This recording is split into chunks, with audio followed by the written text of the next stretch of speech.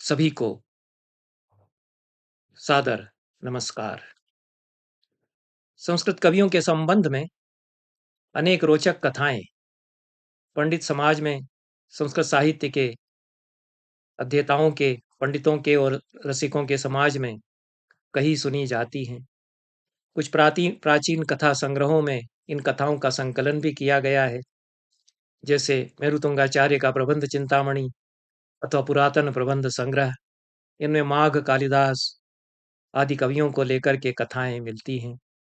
ये कथाएं कितनी ऐतिहासिक हैं, कितनी सही हैं, यह नहीं कहा जा सकता। इनकी ऐतिहासिक सत्यता की जांच करना भी उचित नहीं है। इनका संस्कृत साहित्य की परंपरा में बड़ा महत्व है। कविता की परंपरा को समझने के लिए इनका महत्व है। ऐसी ही एक कथा मयूर और बाण इन दो कवियों को लेकर के है। दोनों ही कवि 7वीं शताब्दी में हुए, यह तो प्रमाणित है।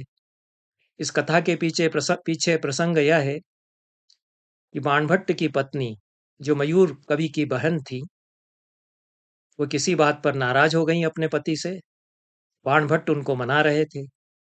मनाते मनाते रात बीतने लगी, वो मान नहीं रही थी। जितने उपाय प्रिया प्रसादन के होते हैं वे सब बाणभट्ट ने आजमा लिए, प्रसन्न नहीं हुई। तब उन तब उनको लगा कि कोई अच्छी कविता सुनाने से प्रसन्न हो जाए। कविता भी तुरंत नई बना करके सुना देता हूँ। प्रिया को मनाने के लिए उन्होंने एक श्लोक बनाना आरंभ किया। गतप्राया रात्रि कृशतनु शशि शीर्यतैव। हे कृशतनु, हे कृशकाय वाली प्रिये, रात बीत चली, चंद्रमा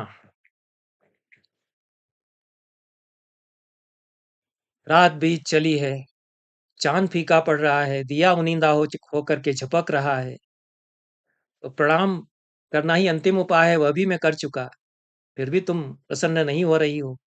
ये 3 चरण उन्होंने बनाए। प्रदीपोऽयं निद्रावशम उपगतो घूर्णित इव, प्रणामान्तो मानस्त्यजसि न तथापि क्रुधमहो। 3 चरण बन गए। ये मैंने कई बार अपने व्याख्यानों में यह बात कही है, और पंडित बच्चूलाल अवस्थी भी यह कहा करते थे कि 3 चरण तो सब बना लेते हैं। गजल के भी जो अ, दूसरा चरण है, उसको बनाना मुश्किल पड़ता है। श्लोक में 3 चरण बन जाते हैं, चौथा चरण सबसे नहीं सधता है। जिससे चौथा चरण बढ़िया सध जाए वो कवि है। तो बाणभट्ट चौथा चरण बढ़िया सोच रहे थे कि कविता तो फिर उसी पर जाकर के चमकेगी, और 3 चरण में दोहरा रहे थे। इसी समय मयूर आ गए, भोर हो गई थी, अपने बहनोई से मिलने मयूर आ गए। उन्होंने 3 चरण सुन लिए, और उनको प्रसंग पता नहीं था कि मेरी बहन से ये कह रहे हैं। उनको लगा कि बाणभट्ट हमारे बहनोई कविता बना रहे हैं, चौथा चरण नहीं उनसे सध रहा है, नहीं बन रहा है, तो मैं ही बना करके सुना देता हूँ। इतने उत्साह में आ गए, थोड़ी त्वरा कर डाली। तो चौथा चरण उन्होंने तुरंत दरवाजे के बाहर से ही बना करके और बोल दिया। कुच प्रत्यासत्या हृदयमपि चंडिते कठिनम। कुचों की प्रत्याशक्ति या नैकट्य के कारण हृदय भी है चंडी तुम्हारा कठोर है। कहते कहते वो भीतर आ गए कि अब तो मैंने चौथी पंक्ति सुना दी, बाणभट्ट मान जाएंगे मेरा लोहा मेरे बहनोई। बहन ने सुना तो वो तो वैसे ही नाराज थी, मूड उनका खराब था, और क्रोध की अग्नि में जल पड़ी। मेरा भाई होकर के और श्रृंगार के श्लोक की ये पंक्ति मेरे लिए बोल रहा है। उन्होंने कहा कि कुष्ठी हो जा, शाप दे दिया।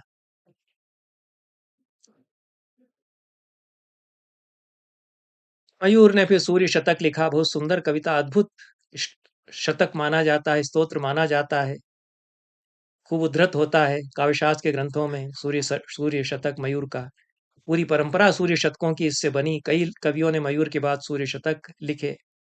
उस सूर्य शतक को उन्होंने रच करके सूर्य की स्तुति में पढ़ा, और उससे वे कुष्ठ रोग से मुक्त हो गए। ऐसी कथा मिलती है। ये कथा मैं इसलिए सुना रहा हूँ कि चर्चा तो मुझे कालिदास पर करना है, थोड़ी लंबी चर्चा है। उसकी भूमिका के रूप में मैंने यह कथा सुनाई कि कुष्ठ रोग जुगुप्सा का प्रतीक है। ये प्रतीकात्मक कथा है कि ऐसा कवि जो इस तरह का वर्णन करता है अपनी बहन, माता, पिता आदि के संबंध में, श्रृंगार परक, वह कुष्ठी है समाज की दृष्टि में। जुगुप्सा झेलता है, समाज की जुगुप्सा या घृणा का पात्र वह बनता है। यहीं से कविता में प्रियलता और अश्लीलता के प्रश्न उठते हैं कि कितनी सीमा है कवि के लिए। क्या बहन और बहनोई के, माता और पिता के श्रृंगार का वर्णन वह करे? कालिदास के लिए भी यह प्रश्न उठाया जाता है और आचार्यों ने तो कालिदास की अच्छी खबर ली है, विचार भी किया है। जगत के माता-पिता के समान शंकर और पार्वती के संभोग का वर्णन कालिदास ने किया है। और फिर उसी तरह से यह कथा सरदय परंपरा में, पंडित परंपरा में चल पड़ी कि कालिदास को शाप मिला और वे कुष्ठग्रस्त हो गए। ये कल्पना ही है, कोई कुष्ठग्रस्त नहीं हुए होंगे। और शंकर प्रसन्न हुए कालिदास से, आप कौन होते हैं? शंकर पार्वती प्रसन्न हुए। हम जब पढ़ते हैं कुमार संभव की कविता 8वें सर्ग की, हमारे चित्त पावन हो जाते हैं उसको पढ़ते हुए। मैं कई बार इसको उदाहरण दे दे करके कह चुका हूँ कि पढ़ो क्या कह रहे हैं कालिदास। हिमालय के अद्भुत सौंदर्य के बीच में शंकर और पार्वती के मिलन का जो वर्णन करते हैं, सारी तपस्या के बाद पार्वती, उसको मैं नहीं कहूंगा, मैं कई बार विस्तार से कह चुका हूं। जिन लोगों ने कहा कि कुष्ठग्रस्त हो गए, वे काल के गर्त में समा गए, उनका कहीं पता ही नहीं है। और कालिदास का वह सर्ग तो हम पढ़ते हैं, खूब पढ़ते हैं, पढ़ते रहेंगे। मैं ही नहीं कह रहा हूं, और भी अपने अनुभव से संस्कृत के विद्वानों ने कहा कि उस सर्ग को जब हम पढ़ते हैं तो चित्त हमारा पावन हो जाता है। अपना अपना अनुभव है। जिस स्तर की वह कविता है, उस स्तर पर जाकर के उसको समझेंगे तो चित्त पावन होगा। जो कालिदास का निरादर करने वाले संकीर्ण दृष्टि वाले लोग थे, उन्होंने यह किंवदंती बनाई, प्रवाद गढ़ा कि कालिदास कुष्ठग्रस्त हो गए थे। इसको मान्य भी नहीं किया गया। मयूर कवि कुष्ठग्रस्त हुए, यह तो किंवदंती मान्य भी हुई, उद्धृत की जाती रही है कि कविता अमंगल का नाश करती है। तो आदित्यादेर मयूरादि नामिव अनिष्ट निवारणम, ऐसा मम्मट ने काव्य प्रकाश में काव्यम यशसेर्थ कृते व्यवहार विदे शिवेतर क्षतये, शिवेतर क्षति कैसे होती है, अमंगल का निवारण कैसे होता है काव्य से, इसके उदाहरण में उन्होंने मयूर ने सूर्य शतक रच करके अपने अमांगलिक कुष्ठ रोग की चिकित्सा कर ली। यह उदाहरण उन्होंने दिया ही है। तो यह मान्य हुई। और कालिदास के कुष्ठ रोग ग्रसित होने की अनुश्रुति यदि थी तो वह मान्य भी नहीं हुई। आचार्यों ने तो नहीं माना। विवाद थोड़ा बना रहा कि कालिदास ने ऐसा किया है तो उसको अनुचित माना जाए कि उचित माना जाए। आनंदवर्धन ने कुछ कहा कि महान कवि के प्रमाद या दोष भी छिप जाते हैं। अव्युत्पत्तिकृत दोष यदि हों तो वे शक्ति से समृद्ध हो जाते हैं, ऐसा कुछ कहा। कुछ आचार्यों ने कालिदास के इस शिव पार्वती के संभोग वर्णन को अनुचित नहीं माना, कुछ ने इसमें अनुचित्य भी माना।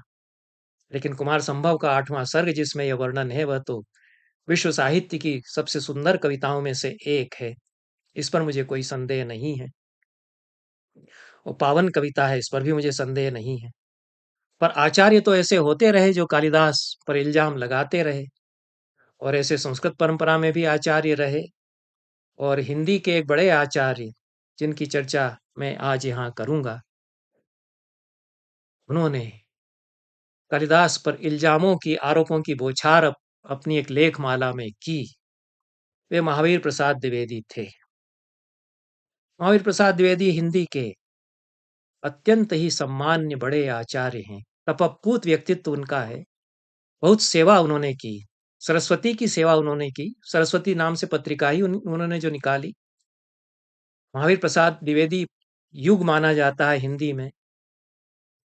युग प्रवर्तक आलोचक भी वे हैं। आचार्य बहुत बड़े वे हैं, इसमें कोई संदेह नहीं। पर कविता की उनकी समझ ऐसी है कि एक रूढ़ी से बंधी हुई समझ है। निराला की जूही की कली सरस्वती में उन्होंने नहीं छापी थी। मना कर दिया था कि ऐसी कविता हम नहीं छापेंगे। जो कविता हिंदी काव्य धारा में युग युग प्रवर्तक कविता मानी गई, ट्रेंड सेटर मानी गई, वह उनको पसंद नहीं आई थी। विजन वन वल्लरी पर सोती थी सुहाग भरी, स्नेह स्वप्न मग्न तरुण कोमल, अमल धवल जूही की कली। सोती थी, जाने कैसे प्रिय आगमन वह, नायक ने चूमे कपोल। ये जो कविता है, बहुत अच्छी लगती है मुझको तो, और जो पूरी परिकल्पना उसमें की गई है, पूरा संसार कविता का हिंदी का बदल गया जूही की कली के आने के बाद। उस कविता को महावीर प्रसाद द्विवेदी ने सरस्वती जैसी पत्रिका में नहीं छापा, पत्रिका उनकी धन्य हो जाती अगर वे छापते। हालांकि सरस्वती बहुत बड़ी पत्रिका रही है, बहुत काम सरस्वती ने किया है। उसके सारे अंक जो 20वीं शताब्दी के पहले दशकों में निकले हैं, कदाचित 1905 से 1920 के बीच में, बहुत संग्रहणीय अंक हैं और अनोखी सामग्री उसमें आई है। उसमें उन्होंने मैथिली शरण गुप्त के द्वारा अप्पा शास्त्री राशि वडेकर की टुकम प्रति जो संस्कृत में लंबी कविता है, उसका हिंदी अनुवाद छापा था। और संस्कृत कविता पर उन्होंने बहुत चर्चाएं की, समकालीन संस्कृत कवियों पर महावीर प्रसाद द्विवेदी ने चर्चाएं की। इस दृष्टि से बहुत सम्मान्य हैं वे संस्कृत के समाज के लिए भी, कि जो काम संस्कृत के ही पंडितों ने नहीं किया समकालीन संस्कृत साहित्य के लिए, वो हिंदी का ही आचार्य कर रहा है, कि वो मान रहा है कि संस्कृत में बहुत अच्छी कविता लिखी जा रही है, और वो आधुनिक संस्कृत के एक अच्छे कवि की अच्छी कविता का मैथिली शरण गुप्त के द्वारा किया गया अनुवाद छापता है।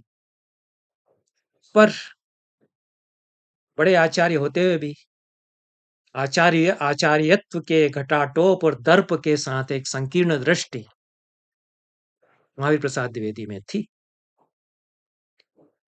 तो उनके भीतर कहीं बाणभट्ट की पत्नी की आत्मा घुस गई होगी, ये कालिदास के जो निंदक हैं उनकी आत्मा ने प्रवेश किया होगा। कि क्या हुआ कि 1 वर्ष तक वो बीमार रहे, तो उस बीमारी के हाल में उन्होंने रघुवंश का पाठ किया कालिदास के। तो रघुवंश का पाठ करते करते उनको सूझा क्या कि कालिदास पर हम आरोप लगाते हैं। तो 1 वर्ष में बीमारी के हालत में बिस्तर पर रहते हुए रघुवंश का पाठ करते हुए अपने 1 वर्ष के अध्ययन का निचोड़ उन्होंने कालिदास विषयक एक लेख माला में प्रस्तुत किया, जो कालिदास की निरंकुशता शीर्षक से जनवरी 1911 के अंक से किश्त दर किश्त छपी, सरस्वती में सीरियलाइज्ड हुई, बाद में पुस्तकाकार भी छपी। इसमें कालिदास की निरंकुशता शीर्षक से, कालिदास निरंकुश कवि हैं और बहुत गड़बड़ियां उन्होंने की हैं, कुल मिलाकर के यही कहना था। इसमें लंबा उपोद्घात है लेखमाला के प्रारंभ में, और जो उनके शब्द हैं वो आप सुनिएगा। साधारण कामुक कालिदास हो जाते हैं, ऐसा वे कहते हैं, साधारण कामुक कोट अनकोट इस शब्द का प्रयोग वे करते हैं। फिर आराध्य देवता भी कालिदास को कहते हैं, यह भी इन्वर्टेड कामा में माना जाए। कालिदास मेरे आराध्य देवता हैं, पर वे साधारण कामुक जैसे हो जाते हैं। श्रद्धा भी बहुत प्रकट करते हैं कि बीमारी की असहायता की स्थिति में कालिदास की याद आई। कहते हैं, हे पाठक विश्वास कीजिए, यह लेख हम कालिदास के दोष दिखलाकर उनमें आपकी श्रद्धा कम करने के इरादे से नहीं लिख रहे। ऐसा करना हम घोर पाप समझते हैं, भारी कृतज्ञता समझते हैं। इसे आप केवल वाग विलास समझिए। ये 115 साल पहले की हिंदी है, और मानक हिंदी लिखने वाले बड़े आचार्यों में महावीर प्रसाद द्विवेदी हैं, जिन्होंने हिंदी भाषा को पहचान भी दी। तो इसे आप केवल वाग विलास समझिए, यह केवल आपका मनोरंजन करने के लिए है। कालिदास को हम महाकवि ही नहीं समझते हैं, हम उन्हें देवता समझते हैं, पूजनीय समझते हैं, अपना गुरु समझते हैं। अभी इस 1 वर्ष की बीमारी में, और बीमारी अभी तक गई नहीं, हमने गीता नहीं पढ़ी, श्रीमद् भागवत का पारायण नहीं किया, वाल्मीकि रामायण नहीं देखा। जब कभी हमने कुछ पढ़ा है, रघुवंश पढ़ा है। इससे आप जान सकेंगे कि हमारे हृदय में कालिदास का कितना आदर है, और यह इसी आदर और अवलोकन का फल है जो हम यह लेख लिखने बैठे हैं, कोट अनकोट। यह सरस्वती में जनवरी 1911 से जो लेखमाला आरंभ हुई, उसमें ऊपर उपोद्घात में छपा है, और कालिदास की निरंकुशता शीर्षक से इस लेखमाला का संकलन छपा, उसमें भी यही छपा है। एक हस्तलिखित ग्रंथ है, रघुवंश की पोथी है, सिंधिया प्राच्य विद्या प्रतिष्ठान में। जिसमें रघुवंश के हर श्लोक के नीचे टिप्पणी दी है, जिसमें रघुवंश के हर श्लोक का एक तांत्रिक विनियोग अनुष्ठान के लिए बताया है। कालिदास की कविता जो है वह पूजा के लिए एक तांत्रिक साधना में पढ़ी जाए, यह एक परंपरा रही है, क्योंकि ये पुरानी पोथी है। रघुवंश को इस रूप में उसका पूजा में, अनुष्ठान में और तंत्र में विनियोग किया जाए, कुमार संभव का भी किया जा सकता है। यह एक परंपरा, पुरानी परंपरा है। वही रघुवंश पढ़ते हुए कालिदास की निरंकुशता शीर्षक से लेखमाला सूझी महावीर प्रसाद द्विवेदी जी को। उन्होंने कहा कि कालिदास के हम भक्त हैं, आराध्य देव हमारे वे हैं, पर वे साधारण कामुक हैं, इसलिए हम उनकी निरंकुशता दिखाएंगे, दिखा करके ही मानेंगे। 1919 में, 1919 के पहले 1911 से जो लेखमाला ये किश्त दर किश्त छपी थी, धारावाहिक छपी थी, वो पूरी हो चुकी थी। महावीर प्रसाद द्विवेदी को लगा कि अब तो पुस्तकाकार भी इसको छपवाना ही चाहिए। प्रेस उनका था, प्रकाशन बहुत अच्छे उन्होंने किए हैं, बड़े अच्छे काम किए हैं। तो यह 1919 में किताब भी कालिदास की निरंकुशता शीर्षक से छप करके जो आई, उसके पहले उसका एक संस्करण निकल चुका है, या 2 संस्करण निकल चुके हैं, क्योंकि यह नवीन संस्करण कहा गया है। तो कितने संस्करण निकल चुके हैं या नहीं बताया गया है। मुझे ये किताब 1919 वाली ही मिली और 18 प्रकरण इस किताब में हैं। पहले और अंतिम प्रकरण में विषयारंभ और उपसंहार है। शेष 16 प्रकरणों में 16 दोष कालिदास के विस्तार से आचार्य द्विवेदी जी ने बताए। उपमा की हीनता, उद्वेगजनक उक्ति, अनुचित्य दर्शक उक्ति, रस संबंधी अनौचित्य, व्याकरण संबंधी अनौचित्य, नाम संबंधी अनौचित्य, इतिहास संबंधी अनौचित्य, यतिभंग, पुनरुक्ति, श्रुति कटुत्व, जुगुप्सा, ग्राम्य भाव, अविमृष्ट विधेयांश, निहितार्थ नियतार्थ, उपक्रम भंग, ये इतने दोष उन्होंने बताए। जिसमें कि 5वां जो व्याकरण संबंधी अनौचित्य का खंड है, वो सबसे लंबा है। उसमें अपनी व्याकरण की सारी पंडिताई महावीर प्रसाद द्विवेदी जी ने बता दी है। 20 पृष्ठों में ये छपा है किताब में। और 7 व्याकरण संबंधी दोष कालिदास की कविता से उन्होंने बताए हैं। और भी व्याकरण संबंधी पाणिनि व्याकरण के अनुसार 7 के अलावा अन्य त्रुटियां भी कालिदास में हैं। बस 7 बता करके उन्होंने कहा कि और भी जो दोष होंगे, हमने तो नमूने के तौर पर ये 7 दोष बताए हैं। काव्यशास्त्र का अध्ययन बहुत सीमित है आचार्य द्विवेदी जी का, और उपमा दोष या त्रुटियां जो बता रहे हैं, वे उनके नाम काव्यशास्त्र में जो है उनको नहीं बता पाते हैं। पद दोष, वाक्य दोष, अर्थ दोष आदि कोटियों का विभाजन करके भी वे नहीं बताते हैं। काव्यशास्त्र के ग्रंथों में तो दोष दर्शन के प्रकरणों में कौन सा दोष है नाम देकर के विस्तार से बता ही दिया है मम्मट आदि ने। मम्मट भी कालिदास के दोष दिखाते हैं। बड़े आचार्य दोष यदि ढूंढते हैं तो छोटे कवि की कविता में नहीं ढूंढते हैं, छोटे कवियों को प्रोत्साहन देते हैं। मम्मट भल्लट जैसे अपने समय के जूनियर कवि को, कनिष्ठ कवि को तो प्रोत्साहन देते हैं, सराहना के भाव से भल्लट के शतक से वो श्लोक उद्धृत करते हैं। अनौचित्य और दोष जब दिखाना होता है तो कालिदास की कविता से बताते हैं। यह सीख देने के लिए है कि महान कवि भी कहीं कहीं त्रुटि कर सकते हैं और छोटे कवि उनसे सीखें। तो वहां भी दोष दिखाने के लिए नहीं हुआ करता है। जो कनिष्ठ कवि हैं उनको सिखाने के लिए हुआ करता है। लेकिन द्विवेदी जी तो बड़े संरंभ के साथ में डंडा लेकर पीछे पड़ते हुए कालिदास के दोष दिखाते हैं। केवल दोष दिखाने के लिए किताब किसी बड़े आचार्य ने संस्कृत में नहीं लिखी।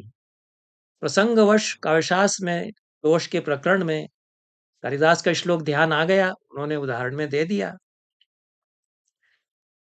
और जो 7 दोष महावीर प्रसाद द्विवेदी जी ने बताए हैं, उनमें व्याकरण की परंपरा में भी शास्त्रार्थ उनमें से कुछ पर होता रहा है कि पाणिनि की दृष्टि से यहाँ दोष माना जाएगा या नहीं। पर महावीर प्रसाद द्विवेदी को इस पूरी परंपरा का बोध भी नहीं है कि इन पर चर्चाएं पहले हुई हैं।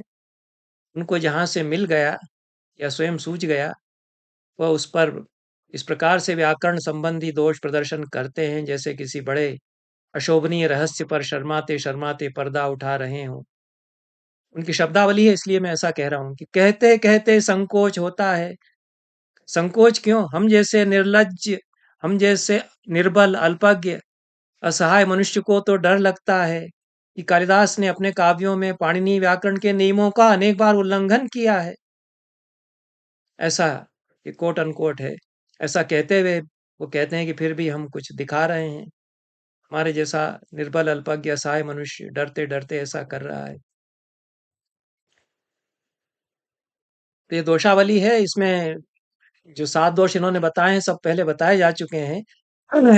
6 कम से कम, और एक दोष कदाचित उन्होंने अ, ये जितने दोष उन्होंने 16 प्रकरणों में बताए हैं, वे अधिकांश चर्चित रहे हैं और प्राचीन परंपरा से ही उन्होंने खोजे हैं। एक दोष कदाचित उन्होंने अपनी उद्भावना से खोजा है, उसी पर मैं विचार करूँगा, उससे समझ सकते हैं कालिदास कविता के रसिक जन कि महावीर प्रसाद द्विवेदी जी को कालिदास की कविता की समझ कैसी है और संस्कृत कोश शास्त्र का भी उनका ज्ञान कैसा है। यद्यपि वे पंडित हैं, इसमें कोई संदेह नहीं, और संस्कृत के कवि भी हैं। उनकी कविता पर, उनकी संस्कृत कविता पर मैंने बहुत चर्चा की है। और कान्यकुब्ज, लीलामृतम, बड़ा काव्य उनका संस्कृत में है। सूर्य ग्रहणम उनकी लंबी कविता संस्कृत में है। समाचार पत्र संपादक स्तव उनकी लंबी कविता संस्कृत में है।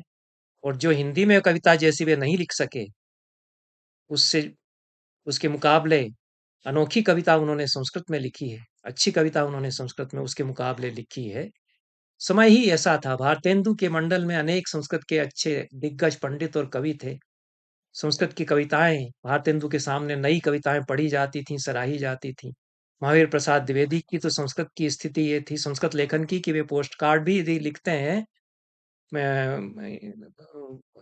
नाम मैं भूल रहा हूँ, पद्मनाभ या ऐसा कोई नाम उनके समय के, उनके समकालीन कवि या आचार्य हैं।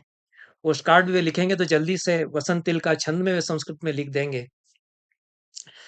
तो बनारसी दास सुखी भवत्वम, बनारसी दास कवि को, बनारसी दास जी को अगर ये पोस्ट कार्ड लिखेंगे तो संस्कृत में तुरंत श्लोक बना करके लिख देंगे। ये उनकी संस्कृत में गति थी। लेकिन बड़े आचार्य होते हुए भी स्वयं स्खलन कर सकते हैं। कवि से यदि स्खलन हो सकता है, तो महान प्रतिभाशाली कवि का जो स्खलन है वो तो कई बार उल्टे गुण बन जाता है। आचार्य जो उतना बड़ा प्रतिभाशाली यदि नहीं है, तो उसका स्खलन तो फिर स्खलन ही रहेगा। तो आकाश से गिरी एक माला इंदुमती की देह पर गिरी, रघुवंश में उसके प्राण छूट गए इंदुमती के। यह कालिदास ने वर्णन किया है इंदुमती के देहावसान के प्रसंग में। करुण विलाप करता हुआ आज कहता है, बहुत मार्मिक प्रसंग यह है। ऐसी अद्भुत कविता, मार्मिक करुण रस की कविता कालिदास ने लिखी है। सृगयम यदि जीवितापहा हृदये निहिता किम न हन्ति माम। यही माला जो इसके वक्षस्थल पर गिरी, इसके प्राण ले लिए। इस माला को मैं बार बार अपने कलेजे पर लगा रहा हूं कि मेरे भी प्राण ले ले ये माला, क्यों नहीं मुझे मार डालती है ये माला। उसके आगे कहता है कि विधाता ने कैसा वज्रपात किया है, जिसने तरु को तो नहीं गिराया, तरु के विटप से लिपटी लता को गिरा दिया। यह शब्द हैं कालिदास के। द्विवेदी जी कहते हैं कि तरु और विटप दोनों शब्द कालिदास ने एक ही पंक्ति में प्रयोग कर दिए, तो एकार्थक शब्द हैं, पुनरावृत्ति दोष हो गया है। तो जल्दबाजी उन्होंने कर डाली, मयूर ने जैसे जल्दबाजी कर डाली थी श्लोक बनाने में, बना करके सुनाने में। थोड़ा सोच लेना था कि कालिदास प्रयोग कर रहे हैं। कालिदास तो ऐसे कवि हैं जिन्होंने कि संस्कृत के कोश शास्त्र को कितने ही नए शब्द दे दिए। मैंने कालिदास और कोश शास्त्र इस पर एक व्याख्यान दिया है, जिसमें मेरा कहना यह है कि ये शब्द कालिदास के पहले कहीं आए ही नहीं थे। अमरकोश आदि प्राचीन कोशों में आए नहीं थे, बाद में आने लग गए। तो क्यों आने लग गए? कि कालिदास ने संस्कृत की शब्दावली को अपने नए शब्दों से संपन्न कर दिया। इतने बड़े वे शब्द पारखी हैं, और कितने शब्दों को उन्होंने चमका दिया। तो तरु के विटप से लिपटी लता को वज्रपात ने गिराया, तरु को नहीं गिराया, ऐसा जब उन्होंने कहा है, तो तरु और विटप का प्रयोग एक साथ किया है। तो तरु और विटप तो एकार्थक नहीं होते सब जगह। विटप का अर्थ भी तरु होता है, ये तो सत्य है, लेकिन विटप का अर्थ तो शाखा भी होता है, ये तो कोश में भी दिया है। तो तरु को नहीं गिराया वज्रपात ने, उसकी शाखा को डगाल को गिरा दिया, यह कह रहे हैं। तो इसमें से दोष नहीं है, इसमें तो दोष नहीं है। बाकी जो दोष है कि उपमा दोष आया, लिंग दोष आया, ये छोटे-छोटे दोष हैं, कविता में प्रतीत नहीं होते। दोष सचमुच में वह माना जाता है जो रसापकर्षक हो। जितने दोष 16 प्रकरणों में कालिदास के बताए महावीर प्रसाद द्विवेदी ने, ये दोष वास्तव में नहीं रह जाते। आचार्य फिर ये भी बताते हैं, मम्मट आदि आचार्य, कि उदाहरण के लिए हम बता रहे हैं कि यहाँ दोष होता है, लेकिन बड़े कवि की कविता में रसापकर्षक हुआ ही नहीं, तो सचमुच में दोष नहीं हुआ। हम तो इसलिए उदाहरण दे रहे हैं कि छोटे कवि इस तरह का न करें, क्योंकि वो इतनी बड़ी प्रतिभा उनकी नहीं है। इस बात को न समझ करके और इस सारे दोषों की लिस्ट बनाई, उदाहरण दिए महावीर प्रसाद द्विवेदी ने। उन्होंने सोचा कि हमारी पंडिताई और आचार्यत्व का दबदबा अब और भी माना जाएगा। बड़े आचार्य हैं निश्चित रूप से और सम्माननीय हैं, मैं उनकी अवज्ञा नहीं कर रहा हूँ। लेकिन जिस तरह की शब्दावली में वो कह रहे हैं कि हमारे जैसा असहाय अल्पज्ञ प्राणी और हम क्या हैं, फिर भी हम तो करेंगे, और फिर देखिए कि साधारण कामुक की तरह उन्होंने ऐसा कर दिया है। तो यह महावीर प्रसाद द्विवेदी के आचार्यत्व की थोड़ी-सी पोल खुल जाती है। अधिक मैं नहीं कहूँगा, यह चर्चा यहीं पर समाप्त करूँगा, क्योंकि ये लंबी चर्चा का उपक्रम है और जो दोष महावीर प्रसाद द्विवेदी ने बताए थे, उनको कदाचित लगा कि मान लिया जाएगा हमारा लोहा, और संस्कृत के पंडितों में कौन आएगा जो हमारे विरोध में कहेगा, प्रतिवाद करेगा। लेकिन उनकी आशा के विपरीत जबरदस्त प्रतिवाद हुआ उनकी इस लेखमाला का। और ये जो प्रतिवाद हुआ है, फिर महावीर प्रसाद द्विवेदी जी ने उत्तर भी दिया, फिर से प्रतिवाद हुआ। ये बड़ी लंबी बहस थी। ये 20वीं शताब्दी के साहित्य जगत की बड़ी बहसों में से एक है और इसके कई निहितार्थ हैं। कवि की अभिव्यक्ति की आज़ादी, कवि किस सीमा तक छूट ले सकता है, कवि के लिए मर्यादाएँ क्या होंगी, अनौचित्य कहाँ होगा और कहाँ सामाजिक मान मर्यादाओं के आधार पर माना गया अनुचित्य थोथा, अनुचित्य उसको मानने वालों का की अवधारणाएँ थोथी, खोखली हो सकती हैं। ये बहुत सारे सवाल इससे उठे, जिन पंडितों ने महावीर प्रसाद द्विवेदी का प्रतिवाद किया, नोटिस लिया, उन पर, और ये जो दोष, निरंकुशता, कालिदास की निरंकुशता इस किताब में और लेखमाला में महावीर प्रसाद द्विवेदी ने बताए थे, इन पर कल के अपने वक्तव्य में मैं फिर से लौटूँगा। इसलिए कल का मेरा वक्तव्य जो आएगा कल, उसको भी आप, यदि आपने यहाँ तक सुना है, तो ध्यान से सुनिएगा। कालिदास की कविता के रसिकों के लिए और कविता की समीक्षा कैसे की जानी चाहिए जानने वालों के लिए, यह जो बहस उठी, इसकी जानकारी होना चाहिए। बहुत-बहुत धन्यवाद सभी को। सादर पुनः नमस्कार।